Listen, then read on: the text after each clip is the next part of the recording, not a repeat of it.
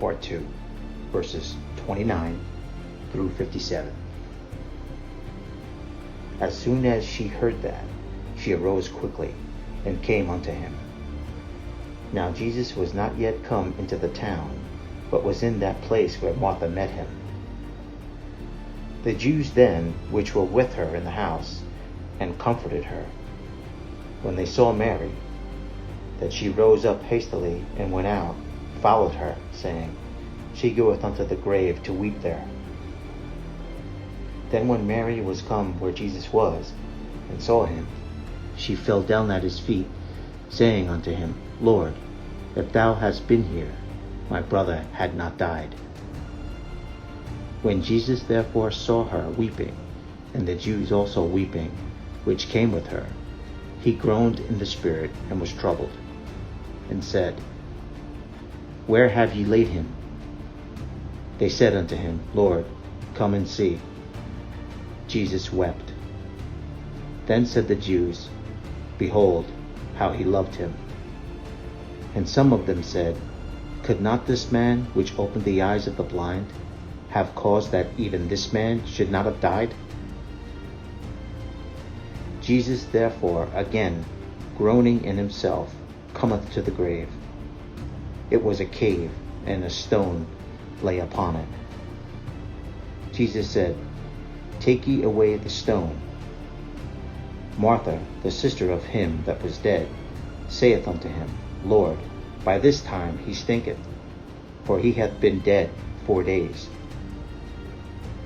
Jesus saith unto her, Said I not unto thee, that if thou wouldest believe, thou shouldest see the glory of God? Then they took away the stone, and from the place where the dead was laid, and Jesus lifted up his eyes, and said, Father, I thank thee that thou hast heard me. And I knew that thou hearest me always, but because of the people which stand by I said it, that they may believe that thou hast sent me. And when he thus had spoken, he cried with a loud voice, Lazarus, come forth. And he that was dead came forth, bound hand and foot with grave clothes, and his face was bound about with a napkin. Jesus saith unto them, Loose him, and let him go. Then many of the Jews which came to Mary, and had seen the things which Jesus did, believed on him. But some of them went their ways to the Pharisees, and told them what things Jesus had done. Then gathered the chief priests and the Pharisees a council, and said, What do we? For this man doeth many miracles. If we let him thus alone, all men will believe on him, and the Romans shall come and take away both our place and nation.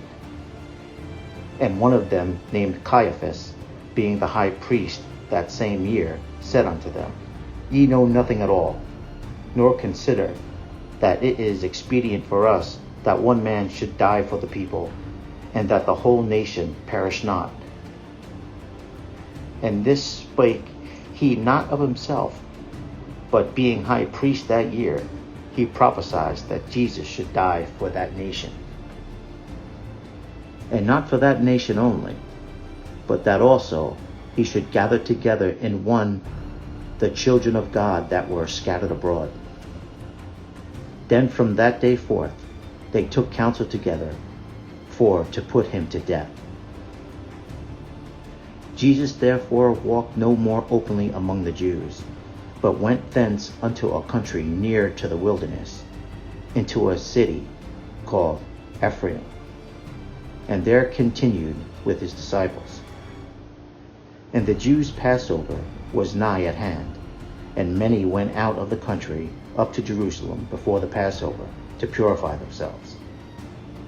They sought they for Jesus, and spake among themselves, as they stood in the temple, What think ye, that he will not come to the feast? Now both the chief priests and the Pharisees had given a commandment, that if any man knew where he were, he should show it, that they might take him.